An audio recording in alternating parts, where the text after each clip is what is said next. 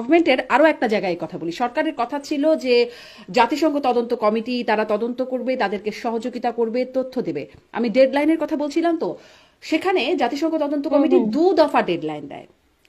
2 দফাতেই পূর্ণাঙ্গ তথ্য দিতে সরকার ব্যর্থ হয়। জাতিসংঘ তদন্ত কমিটিরও রিপোর্ট দেওয়ার কথা ছিল এই ডিসেম্বরে, চলে গেল যেটি, তারা দিতে পারে নাই কারণ তাদের কাছে তথ্য নাই। তারা জানুয়ারির মধ্য জানুয়ারি, যেটা এখন চলছে আর কি, এই সময়ের মধ্যে দিতে চায় এবং বলেছে এই সময়ের মধ্যে দেওয়ার চেষ্টা করবে, তবে পূর্ণাঙ্গ তথ্য তারা দিতে পারবে না কারণ পূর্ণাঙ্গ তথ্য তারা পায় নাই। কেন গভর্নমেন্ট এখানেও আসলে পূর্ণাঙ্গ তথ্য দিচ্ছে না বা দিল না? এই আপনি যে কোশ্চেনটা জিজ্ঞেস করেছেন, আমার নিজেরও এখানে একটা কনসার্ন আছে। বিকজ যখন আমাদের সাথে জাতিসংঘের একটা মিটিং হয়েছিল এই, এবং তারা বিভিন্ন ধরনের স্টেক হোল্ডারদের সাথে বসে কথা বলছিল, এবং আমি ওই মিটিং এ হচ্ছে আমরা শেয়ার করি যে এখানে আহত নিহতদের বিষয়টা, যাতে তারা আমাদেরকে যথেষ্ট পরিমাণ ফান্ডিং দেয় আহতদের ট্রিটমেন্টের জন্য। তখন তাদের পক্ষ থেকে একটা কথা বলা হয় যে এখানে যে মানুষ যে আসলে বুলেট বিদ্ধ হয়েছে, বুলেট গুলা যাতে এখানে কালেক্ট করা হয়। কারণ একটা ক্লেম ছিল যে এখানে আসলে স্নাইপার বুলেট ইউজ করা হয়েছে মানুষকে মারার জন্য, এবং প্রচুর আহত, বিশেষ করে যারা পেটে আহত বা যাদের শোল্ডারে বুলেট ঢুকে পেটে গিয়ে আটকে গেছে, এরকম প্রচুর মানুষ ছিল। সো এদের একটা মেজর অংশই কিন্তু আসলে স্নাইপার বুলেটে বুলেট ইয়ে করা হয়েছিল আর কি। তো এবং স্নাইপার বুলেট অনেকে হচ্ছে সেটা সংরক্ষণ করে রেখে দিয়েছে, অনেক আহতরা আছে যারা হচ্ছে তাদের বুলেট গুলা কালেক্ট করে রেখে দেয়, এবং পিলেট, চোখে যে পিলেট ঢুকে গেছে ওইটা অপারেশন করার পর পিলেট গুলা কালেক্ট করে রেখে দিয়েছে অনেক আহতরা। এবং আমি আমি অনেককে পার্সোনালিটি চিনি যারা হচ্ছে এখনো তাদের কাছে বুলেট গুলো আছে। এবং যখন আমরা জাতিসংঘের কাছে এই আলাপটা করি, জাতিসংঘ আমাদেরকে যেটা বলেছিল যে গভর্নমেন্টের নিশ্চয়ই একটা প্রসেস থাকবে, যে প্রসেসের মাধ্যমে তারা এই বুলেট গুলো কালেক্ট করে আমাদের কাছে সেন্ড করবে। সো আমরা তো জানতাম যে আচ্ছা তাহলে মনে হয় গভর্নমেন্টের সাথে তারা কানেক্টেড। সো আমাদেরকে ইনফর্ম করা হলে আমরা সেই অনুযায়ী ব্যবস্থা নিয়ে হয়তো কোন কোন মানুষের কাছে বুলেট গুলো আছে আমরা তাদেরকে ইনফর্ম করে দিয়ে ওভাবে কালেক্ট করে পাঠিয়ে দিব, আমরা এইভাবে জানতাম। বাট আনফরচুনেটলি আমাদের সাথে আসলে কখনোই আর পরে কথা হয়নি, কখনোই আর প্রতিনিধি দলের দেখা হয়নি। এবং দেন আমরা দেন হচ্ছে ডিসেম্বর মাসে, সরি জানুয়ারি মাসে আমরা এসে জানতে পারি যে গভর্নমেন্টের পক্ষ থেকে আসলে কোনো ফিডব্যাক দেওয়া হয়নি এই মানে ওই জাতিসংঘের তদন্ত টিমটার কাছে। দেন আমরা আসলে বুঝে যে আচ্ছা ঠিক আছে, আমরা যে তাদের সাথে আসলে বসেছিলাম এটা আসলে খুব বেশি ফলাফল বের হয়নি। সো এখন আই ক্যান্ট সে যে কেন এই ঘটনাটা এইভাবে হলো। But from our end we tried. এবং আমাদেরকে যদি ওই সময় বিষয়টা এভাবে ইনফর্ম করা হইতো যে আচ্ছা government is not responding, then we could have done something. মানে এই ক্ষেত্রে হয়তো কিছু করতে পারতাম আমরা। জি, এটাই তাহলে আর কি কি। আপনাদের চেষ্টাগুলো আস্তে আস্তে ব্যর্থ হয়ে যাচ্ছে? আপনাদের আপনাদের উদ্দেশ্যের মধ্যে কি আর কোনো উদ্দেশ্য ঢুকে পড়ছে? কেন গভর্নমেন্ট দিচ্ছে না এই তথ্যগুলো, সেই প্রশ্নটার মধ্যেই যদি না যদি জি, যেই মানে প্রশ্নটার মধ্যে আচ্ছা যদি একটু বলতে গভর্নমেন্ট চাই থেকে যে আমরা যেই তথ্যগুলো জেনে আসছি তার মধ্যে আরো নতুন নতুন অনেক বিষয় আসছে। আমরা শুনেছিলাম আপনাদের সমন্বয়ক হাসিব আল ইসলাম, তার একটি বক্তব্য, যদি মেট্রো রেলে আগুন না দেওয়া হতো, যদি পুলিশকে না মারা হতো, এত সহজে বিপ্লব অর্জিত হতো না।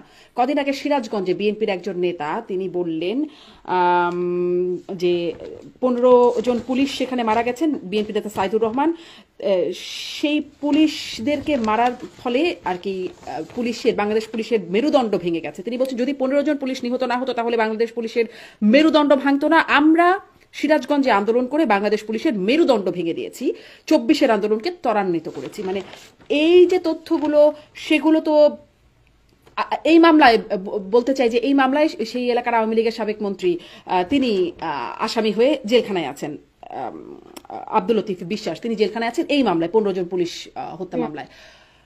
এই তথ্যগুলো বেরিয়ে আসবে এরকম কি কোনো শঙ্কা আছে? যে এই তথ্যগুলো সরকার আসলে বের করতে চায় না, এরকম কি কোনো বিষয় আছে? এটা আসলে গভর্নমেন্ট বেটার অ্যান্সার দিতে পারবে। আমার এখানে আমার কাছে যেটা মনে হয়েছে যে এখানে তথ্যের ঘাটতি থাকলে উল্টা পুরো প্রসঙ্গটাকে একটা কিন্তু মব ভায়োলেন্সের দিকে টার্ন করা হচ্ছে। অলরেডি কিন্তু আমাদের বাংলাদেশে যেহেতু 5 আগস্ট পরবর্তী সময়ে মব, বিশেষ করে মব জাস্টিসের মানে পরিমাণ এত বেশি বেড়ে গেছে, 10-12 জন মানুষ একসাথে হয়ে কিন্তু যে কোনো কিছু করে ফেলতে পারে। সো এই ধরনের কালচারটার কারণে কিন্তু ইন্টারন্যাশনাল মিডিয়ার কাছে এই ধরনের একটা ইমেজ তৈরি হচ্ছে যে বাংলাদেশে মব জাস্টিসটাকে আসলে রাষ্ট্রীয়ভাবে স্বীকৃতি দেওয়া হচ্ছে।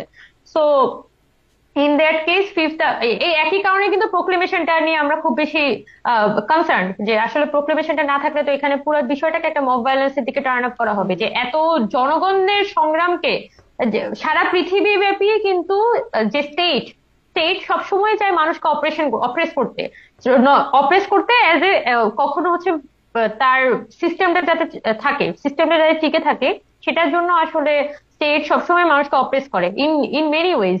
সো বাংলাদেশের মতো একটা দেশ যেখানে লিটারালি একটা স্টেট ফল করেছে, আমরা বলি যে একটা রেজিম ফল করেছে or something like that, but in reality Bangladesh একটা স্টেট ফেল করেছে, একটা ফেইল্ড স্টেটে পরিণত হয় গত 15 বছরে। এখন ওই মানে ওই ফলেন স্টেট এইখানে সাধারণ জনগণ কিন্তু 5 আগস্টের পরে এই দেশটাকে আসলে তুলে রাখে যে আমি ভাঙ্গা দিতে যাইতে দিব না, এই ধরনের একটা আন্তরিকতা, এই ধরনের একটা আত্মিকতা দেশের সাথে মানুষের তৈরি হয়েছিল। তো এরকম একটা জিনিসকে তো আসলে প্রপার ডকুমেন্টেশন আসলে হয় নাই, এবং এটা হওয়াটাও জরুরি, সরকারের পক্ষ থেকে এই ধরনের ডকুমেন্টেশনের দায়িত্ব নেওয়াটাও জরুরি। এবং তখন শেখ হাসিনার আমলে তখন কিন্তু মেট্রো রেলে কারা কারা আগুন দিয়েছিল সেটা নিয়ে কিন্তু তারা একটা তদন্ত কমিটি সম্ভবত গঠন করার কথা আমি যতটুকু জানি। এবং আহ, এবং পরবর্তী সময়ে গভর্নমেন্ট কিন্তু চাইলে এগুলো ইনভেস্টিগেশন করে তারা বা ইন্টারনাল ইনভেস্টিগেশনের দিকেও তারা যাইতে পারে, what ever it is. But তথ্যটা যদি, বিষয়টা যদি এরকম হয়ে যায় যে এখানে কোনো ধরনের ইনফরমেশন ফ্লো হবে না, তাহলে at the end of the day পৃথিবীব্যাপী কিন্তু আমাদের পুরো আন্দোলনটাকে একটা মব ভায়োলেন্স হিসেবে দেখানো হচ্ছে। বিকজ আই ডোন্ট বিলিভ আপনি যেটা বলতেছেন যে এখানে বিষয়টাকে হচ্ছে একটা মব ভায়োলেন্স হিসেবে পোর্ট্রে করা হইতে পারে কিনা, I don't believe, because already মানে around 1600 people have died in this movement. So যে যে দেশের মধ্যে স্টেটের এগেনস্টে লড়াই করতে গিয়ে 1600 মানুষ মারা যায়, আহ, এবং আহ, এবং সেটাকে আসলে সারা পৃথিবীব্যাপী কিন্তু যখন এই ধরনের ঘটনাগুলো ঘটে, সেটা কিন্তু অ্যাজ এ অ্যান্টাই, মানে কি বলবো, অ্যান্টাই অথরিটেরিয়ান মুভমেন্ট হিসেবে পোর্ট্রে করা হয়, যেটা মায়ানমারেও হয়েছিল 1988 সালে যে 8 আগস্টের মুভমেন্টটা ছিল। সেখানে কিন্তু প্রায় 3000 স্টুডেন্টকে আর্মি হচ্ছে জাস্ট মেরে ফেলে, ব্রাশ ফায়ার করে মেরে ফেলে, এটা হচ্ছে এই ধরনের ঘটনাই ঘটে।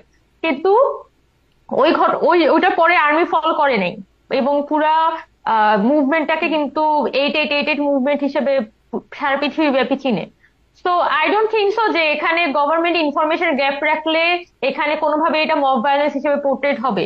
বরং যদি এখানে ইনফরমেশনটা ওরা প্রপারলি ফ্লো হইতে দেয়, এবং তাহলে হচ্ছে এখানে আহ, একটা প্রকৃত মানে জনগণের আপরাইজিং হিসেবেই কিন্তু এই মুভমেন্টটা এস্টাবলিশড হবে।